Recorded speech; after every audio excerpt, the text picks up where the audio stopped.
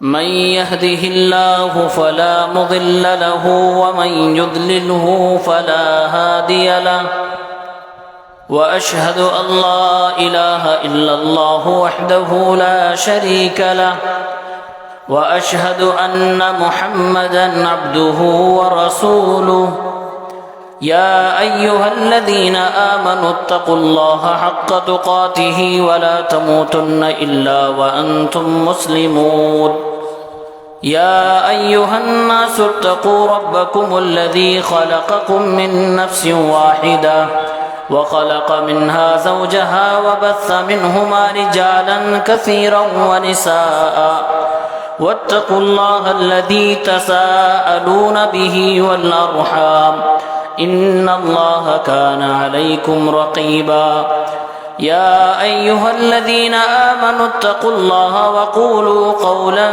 سديدا يصلح لكم أعمالكم ويغفر لكم ذنوبكم ومن يطع الله ورسوله فقد فاز فوزا عظيما أما بعد فإن خير الحديث كتاب الله وخير الهدي هدي محمد صلى الله عليه وسلم وشر الأمور محدثاتها وكل محدثة بدعة وكل بدعة ضلالة وكل ضلالة في النار أعوذ بالله من الشيطان الرجيم بسم الله الرحمن الرحيم وَلِمَنْ خَافَ مَقَامَ رَبِّهِ جَنَّتَانِ فَبِأَيِّ آلَاءِ رَبِّكُمَا تُكَذِّبَانِ ذَوَاتَا أَفْنَانٍ۔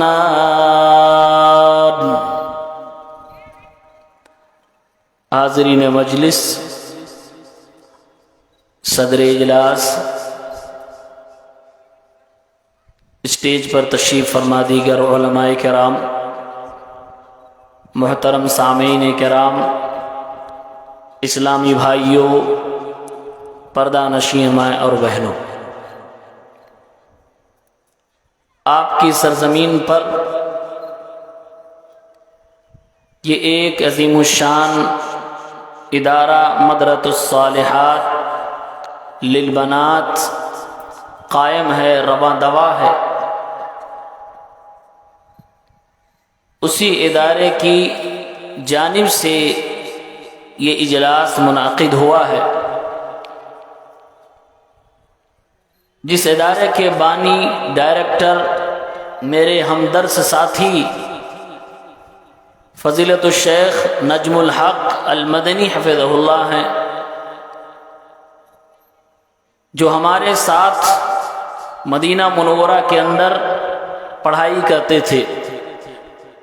آج بڑی خوشی ہوئی کہ وہ ایک بہترین ادارے کے بہترین ڈائریکٹر ہیں، اور کیسے ایک ادارے کو چلانا چاہیے وہ خوبیاں الحمدللہ ان کے اندر پائی جاتی ہیں۔ اللہ تعالیٰ ادارے کو دن دونی رات چوگنی ترقی عطا فرمائے۔ حاضرین مجلس، آپ کے سامنے میں نے قرآن پاک سورہ رحمان کی ایک آیت تلاوت کی، اسی آیت کے ضمن میں کچھ باتیں چند منٹ آپ کے سامنے عرض کروں گا۔ مجھ سے پیش رو دو سیاسی لیڈران نے گفتگو کی ہے، سماج کی برائیوں پر انہوں نے انگلی اٹھائی ہے کہ سماج کے اندر مختلف طرح کی برائیاں ہیں، وہ نہیں ہونی چاہیے۔ برائیاں چاہے سماج میں ہو یا گھر میں ہو، برائی تو برائی ہے، اسے ختم ہونا چاہیے۔ ایک چیز اگر ہمارے دل کے اندر پیدا ہو جائے تو ہر برائی ختم ہو سکتی ہے، اور بڑی آسانی سے ہم برائیوں سے بچ سکتے ہیں۔ اسے کہتے ہیں اللہ کا ڈر۔ یہ اللہ کی عبادت ہے۔ علماء بتلاتے ہیں کہ عبادت تین چیزوں سے مل کر بنتی ہے۔ ایک محبت، دوسری امید، اور تیسری چیز اللہ رب العالمین کا خوف۔ یہ تینوں چیزیں جب اکٹھی ہوتی ہیں تو وہ عبادت بن جاتی ہے۔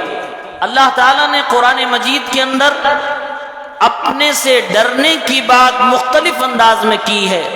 اللہ تعالیٰ نے قرآن میں کہا ہے وَيُحَذِّرُكُمُ اللَّهُ نَفْسَهُ، اللہ رب العالمین خود اپنی ذات سے لوگوں کو ڈراتا ہے، یعنی کہ لوگوں کو اللہ سے ڈرنا چاہیے۔ قرآن میں اللہ رب العالمین کبھی فرماتا ہے لَهُمْ ظُلَلٌ مِّن فَوْقِهِمْ، ان کے اوپر آسمانوں کی طرف سے ان کے اوپر سر کے اوپر صاحبان بھی آگ کا، یہ جہنمیوں کا تذکرہ چل رہا ہے۔ لَهُمْ ظُلَلٌ، ان کے اوپر آسمانوں کی طرح، ان کے اوپر صاحبان کی طرح آگ کا صاحبان ہے، آگ کی چھت ہے۔ وَمِن تَحْتِهِمْ ظُلَلٌ، اور ان کے نیچے بھی آگ کا صاحبان ہے۔ اللہ نے فرمایا کہ جہنمیوں کو جہنم میں جب ہم ڈالیں گے تو نیچے بھی آگ کا بستر اور اوپر بھی آگ کا بستر ہوگا۔ ذَلِكَ يُخَوِّفُ اللَّهُ بِهِ عِبَادَهُ، اللہ تعالیٰ نے قرآن میں جب بھی جنت اور جہنم کی بات کی ہے، اللہ کے نبی نے قبر کی بات کی ہے، حشر کی بات کی ہے، جنت اور جہنم کی بات کی ہے، اس کا مقصد یہ ہوتا ہے کہ انسان اللہ تعالیٰ سے ڈر جائے۔ ذَلِكَ يُخَوِّفُ اللَّهُ بِهِ عِبَادَهُ، اللہ تعالیٰ ان چیزوں کے ذریعے سے اپنے بندوں کو ڈراتا۔ یا عبادی فاتقون، اے میرے بندوں تم مجھ سے ڈرو۔ اللہ تعالیٰ کہتا کہ اے میرے بندوں مجھ سے ڈرو، اور ہمیں اور آپ کو اللہ سے ڈرنا چاہیے۔ کبھی قرآن میں اللہ فرما رہا وَإِيَّايَ فَارْهَبُونَ، اے میرے بندوں صرف مجھ سے ہی ڈرو۔ کہیں قرآن میں اللہ فرما رہا فَلَا تَخَافُوهُمْ وَخَافُونِي إِن كُنتُم مُؤْمِنِينَ، اے میرے بندوں اگر تم سچ مچ مومن ہو، سچ میں اگر اسلام لانے والے میرے پیارے بندے ہو تو میرے علاوہ کسی اور سے نہ ڈرو، صرف مجھ سے ڈرا کرو۔ مختلف انداز میں اللہ نے قرآن کریم میں اپنے سے ڈرنے کی بات کہی ہے، اس لیے اللہ سے ڈرنا واجب ہے، فرض ہے، ضروری ہے۔ جو انسان اللہ سے نہیں ڈرتا وہی گناہوں میں ملوث ہوتا ہے، وہی زیادہ تر پاپ کیا کرتا ہے۔ بے گناہ انسان وہ ہوتا ہے جو اللہ سے ڈرنے والا ہوتا ہے۔ صحیح بخاری کے اندر ایک روایت ہے، ایک شخص پرانے زمانے میں تھا، اللہ کے نبی نے صحابہ کرام کو بتلایا کہ پرانے زمانے میں ایک انسان تھا جس کو اللہ تعالیٰ نے بہت مال، دولت، اولاد عطا فرمایا تھا، بہت کچھ اللہ تعالیٰ نے اسے دے رکھا تھا، اور وہ مسلمان تھا، ایمان والا تھا، توحید کی نیکی اس کے پاس تھی، لیکن اس کے علاوہ کوئی نیکی اس کے کھانے میں نہیں تھی، وہ سب گناہ اور پاپ کیا بھی کرتا تھا۔ اللہ کے نبی نے فرمایا صلی اللہ علیہ وسلم، اللہ رب العالمین نے اسے مال بھی خوب عطا فرمایا، اللہ نے اسے اولادیں بھی خوب عطا فرمائی، دنیا کی جاہ و حشمت بھی عطا فرمائی، سلطنت بھی عطا فرمائی، خوب مالدار اللہ نے اسے بنا دیا، لیکن زندگی میں اس نے پاپ بہت زیادہ کیے، گناہ بہت زیادہ کیے۔ ایک دن وہ اپنی ساری اولاد کو جمع کرتا ہے، اپنے سارے بچوں کو اپنے سامنے بٹھاتا ہے اور سوال کرتا ہے اے میرے بچوں، اے میری اولاد، یہ بتاؤ تمہاری نگاہ میں تمہارے باپ کی کیا حیثیت ہے؟ تم اپنے باپ کو کون سا باپ سمجھتے ہو؟ اچھا باپ سمجھتے ہو کہ برا باپ سمجھتے ہو؟ بچوں نے کہا والد محترم ہم آپ کو اچھا باپ سمجھتے ہیں، آپ ہمارے لیے بہت بہترین انسان ہیں۔ اس نے کہا میرے بٹو، میری اولادوں، اگر میں تم سے کوئی وعدہ لوں تو کیا وعدہ تم کرو گے؟ ان لوگوں نے کہا ہم وعدہ کریں گے۔ اس نے کہا اگر تم میری بات نہیں مانو گے تو مرنے کے بعد میری جائیداد میں تمہیں حصہ نہیں ملے گا، اس لیے میری بات ماننا تمہارے لیے ضروری ہے، تم مجھ سے وعدہ کرو اور لکھت میں وصیت کو قبول کرو۔ ان لوگوں نے کہا ابا جان فرمائیے۔ اس نے کہا کہ جب میں دنیا سے چلا جاؤں اور جب میں مر جاؤں تو اے میرے بچوں میری لاش کو آگ لگا دینا، مجھے آگ میں جلا دینا، میں جل جاؤں، میری ہڈیاں اکٹھی کر لینا، اس کے بعد اسے پیس کر تم راکھ بنا لینا، راکھ بنانے کے بعد جب تیز ہوا چلے، تیز آندھی آئے تو آندھی میں لے جا کر میری استھی کو، میرے مرنے کے بعد میرے جسم کی راکھ کو اسی ہوا میں اڑا دینا۔ اے میرے بچوں میں اس لیے ایسا کہہ رہا ہوں کیونکہ میں نے اپنی زندگی میں اتنے زیادہ پاپ کیے ہیں، اتنے زیادہ گناہ کیے ہیں کہ کل کو اللہ رب العالمین اگر مجھے پکڑے گا تو اللہ تعالیٰ مجھے وہ سزا عطا فرمائے گا جو شاید کسی کو اللہ تعالیٰ نے عطا فرمایا ہو۔ اس لیے میرے بچوں ایسا تم میرے ساتھ کر دینا۔ اللہ کے نبی فرماتے ہیں صلی اللہ علیہ وسلم، اس آدمی نے یہ وصیت کی، اپنے بچوں سے لکھوا لیا، لکھوانے کے بعد وہ دنیا سے چلا گیا، اس کی وفات ہو گئی، اس کے بچوں نے وعدے کے مطابق وہی کیا، اپنے باپ کی لاش کو جلا ڈالا، جلانے کے بعد ہڈیاں اکٹھی کری، اسے پیس کر انہوں نے راکھ بنا ڈالا، اور اس کے بعد تیز آندھی کا انتظار کرتے رہے۔ جس دن تیز آندھی آئی، اپنے باپ کی لاش کو، راکھ کو انہوں نے ہواؤں میں بکھیر دیا، اور ہواؤں میں اس کے باپ کی راکھ اڑ کے چلی گئی، ختم ہو گئی، پتہ نہیں چلا کہ کہاں اس کے باپ کی لاش گئی۔ اللہ رب العالمین جو ہر چیز پر قادر ہے، جو ہر چیز کی طاقت رکھتا ہے، اللہ تعالیٰ نے زمین کو حکم دیا، اے زمین میرے اس بندے کی راکھ تیرے اوپر جہاں جہاں بھی پڑی ہو تو اس بندے کی راکھ کو اکٹھی کر اور اس کو میرے سامنے حاضر کر۔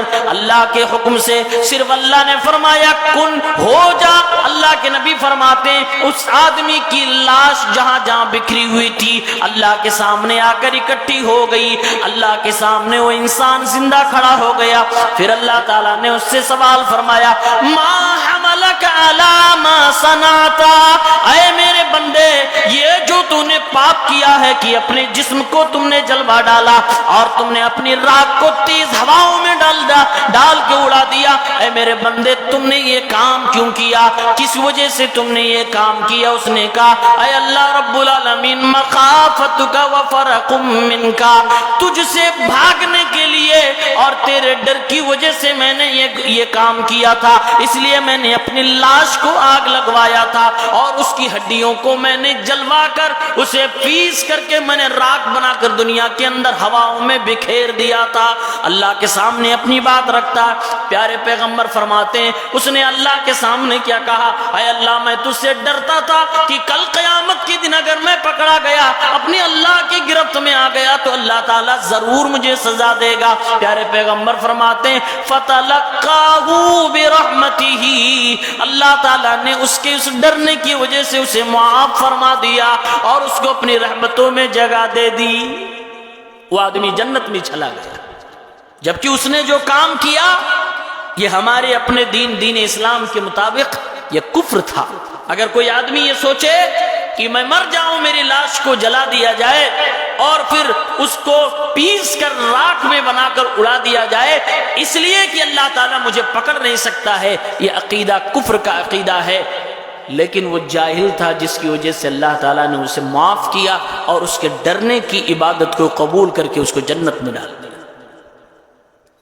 قرآن میں اللہ نے سچ فرمایا ہے اینما تکونوا یأتی بکم اللہ جمیعا ان اللہ علی کل شیء قدیر۔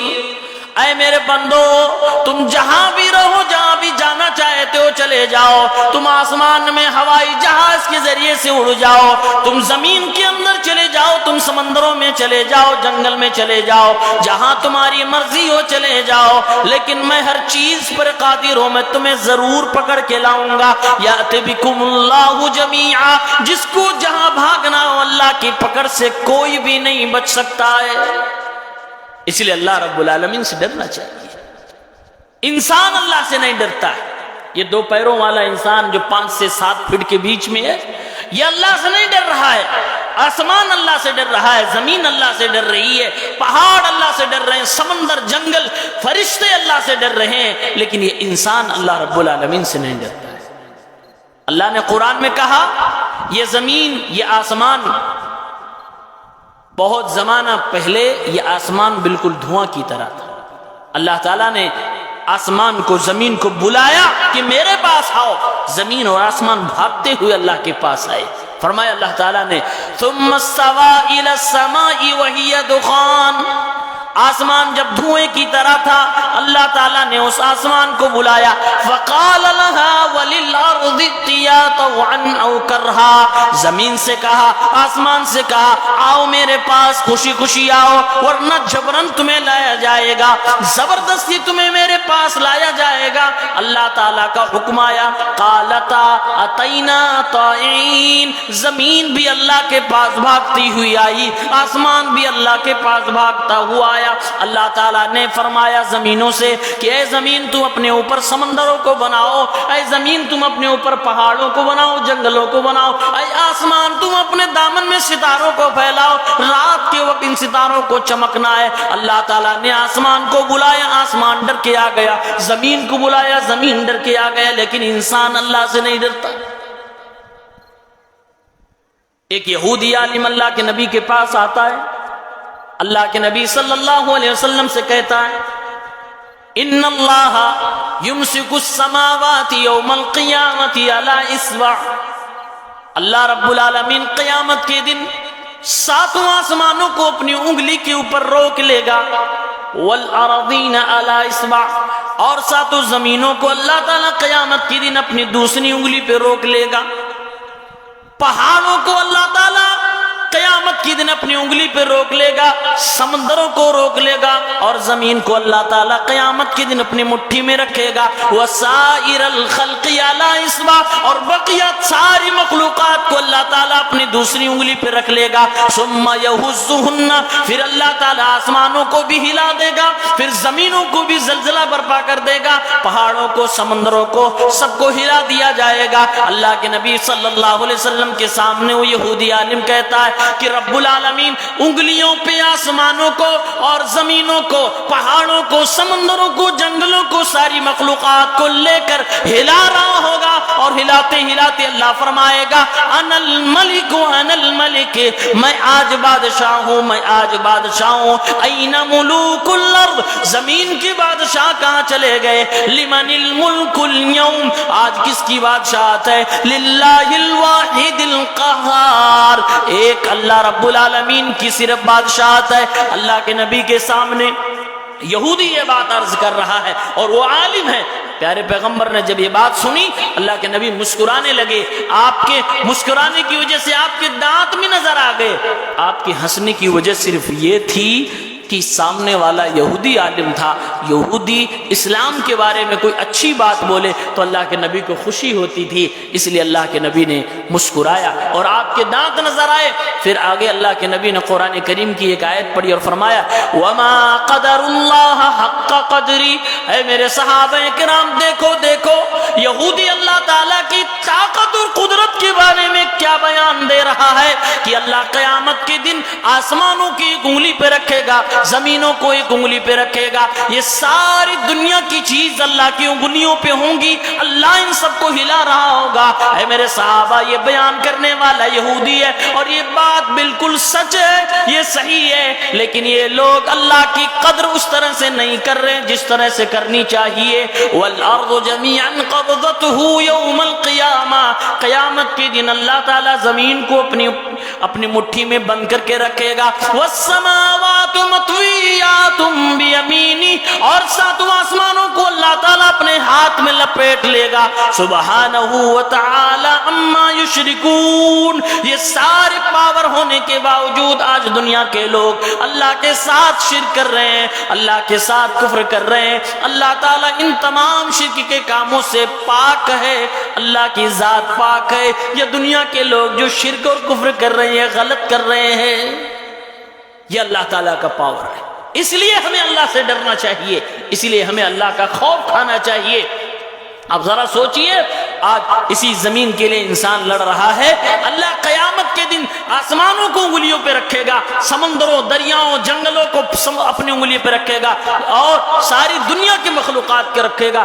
اور تعجب کی بات میں آپ کو بتاتا چلوں یہ زمین جس پہ آج آپ بیٹھے ہیں، جس پہ آج آپ کھیتیاں کر رہے ہیں، جس سے اگنے والے اناج کو آپ کھاتے ہیں، یہ زمین جس کے لیے آج لوگ لڑائی کر رہے ہیں، کل کے دن یہ زمین روٹی بنا کر کھلا دی جائے گی۔ یہ بات آج سے پہلے پتہ نہیں آپ نے سنا کہ نہیں سنا، لیکن دھیان سے سنا۔ صحیح بخاری کی حدیث ہے 6520 نمبر، صحیح بخاری کی حدیث ہے۔ اللہ کے نبی صلی اللہ علیہ وسلم نے فرمایا ہے یہ زمین کا گولا، پلینٹ ارتھ، کل قیامت کے دن روٹی بنا دی جائے گی، اور روٹی بنائے گا کون؟ اللہ تبارک و تعالی۔ اللہ کے نبی نے فرمایا صلی اللہ علیہ وسلم تکون الارض یوم القیامت خبزۃ واحدہ، قیامت کے دن یہ زمین ایک روٹی کی طرح ہو جائے گی۔ زمین آج گول ہے نا، گولاکار میں ہے، لیکن جب قیامت آئے گی تو زمین کے اندر سے سونے، زمین کے اندر سے مردے سب نکال دیے جائیں گے۔ وَإِذَا الْقُبُورُ بُعْثِرَتْ، جب قبروں کو پھاڑ دیا جائے گا سارے مردے باہر نکل جائیں گے۔ وَأَخْرَجَتِ الْأَرْضُ أَثْقَالَهَا، زمین اپنے اندر کے سارے خزانے کو، سارے بوجھ کو باہر نکال دے گی۔ جب خزانے نکل جائیں گے، جب مردے نکل جائیں گے، یہ زمین گولاکار جو تھی تھوڑی سی چپٹی ہونے لگے گی۔ اللہ کے نبی فرماتے ہیں صلی اللہ علیہ وسلم قیامت کا دن جب آئے گا تکون الارض یوم القیامت خبزۃ واحدہ، قیامت کے دن یہ زمین ایک روٹی کی طرح ہو جائے گی۔ یتکفؤها الجبار بیدہ، اللہ تعالی زمین کے گولے کو اپنے ہاتھ میں لے کر الٹ پلٹ رہا ہوگا۔ کما یکفؤ احدکم خبزتہ فی السفر، جیسے کہ آج دنیا میں کوئی آدمی روٹی بنانے کے لیے آٹے کی لیئی کو لے کر الٹتا اور پلٹتا ہے۔ نزولا لأہل الجنہ، یہ روٹی بنائی جائے گی جنتیوں کو کھلانے کے لیے۔ یہ زمین پلینٹ ارتھ جس میں آج پوری دنیا برس رہی ہے، جس کے اوپر 70% پانی ہے، 30% دنیا کی انسانی آبادی رہتی ہے، جس میں آج 200 سے زائد ملک ہیں، اس میں آپ کا اپنا پیارا بھارت ہے، اور آپ کا اپنا راج بہار بھی ہے، آپ کی سرزمین کشن گنج بھی ہے، آپ کے گھر مکان بھی ہیں، اور مرنے کے بعد جس زمین کے اندر انسان کو دفن کر دیا جائے گا، اسی زمین کے بارے میں ہمارے نبی فرما رہے ہیں صلی اللہ علیہ وسلم قیامت کے دن اس کو روٹی بنا دیا جائے گا، اور روٹی بنانے والا کون ہے؟ رب العالمین، اللہ تبارک و تعالی۔ روٹی بنا دی جائے گی، یہ زمین چپٹی کر دی، ایک روٹی تیار، کھائے گا کون یہ روٹی؟ یہ روٹی کھائیں گے جنت کے لوگ، جنتی لوگ کھائیں گے۔ اللہ کے نبی نے فرمایا نزولا لأہل الجنہ، جنتیوں کے لیے اسٹارٹر کے طور پر زمین کی بنائی ہوئی روٹی کھلا دی جائے گی۔ نزولا، مہمان آپ کے گھر پہ آتا ہے تو آپ مین کورس سے پہلے جو پیش کرتے ہیں جس کو اسٹارٹر کہتے ہیں، اس کے طور پر یہ زمین کو روٹی کھلائی جائے گی۔ ایک یہودی اسی مجلس میں تھا، اس نے کہا بارک الرحمن علیک یا ابا القاسم، اے محمد تم پر اللہ کی رحمتیں برسیں، اے محمد تم پر اللہ کی رحمتیں برسیں، تم نے جو بات کہی وہ بات بالکل صحیح کہی۔ کل قیامت کے دن اللہ تعالیٰ اس زمین کو ایک روٹی کی طرح بنا دے گا، تمہاری بات بالکل صحیح ہے۔ اللہ کے نبی پھر مسکرائے، اللہ کے نبی صلی اللہ علیہ وسلم پھر ہنسنے لگے، پھر آپ کے دانت نظر آ گئے اس بات پر کہ یہودی نبی کی بات کی تائید کر رہا تھا۔ فرمایا گیا یہ تو روٹی کی بات ہو گئی، جنتی لوگ کل قیامت کے دن یہ زمین کو روٹی کی شکل میں کھا جائیں گے، لیکن سالن کہاں ملے گا؟ یہ روٹی سوکھی تو کھائیں گے نہیں۔ اللہ کے نبی نے فرمایا بالام و نون، بیل اور سمندری مچھلی ہوگی۔ بیل اور سمندری مچھلی کا سالن ہوگا، اس کے ساتھ یہ زمین کی بنی ہوئی روٹی ہوگی جو اللہ تعالیٰ جنتیوں کو کھلائے گا۔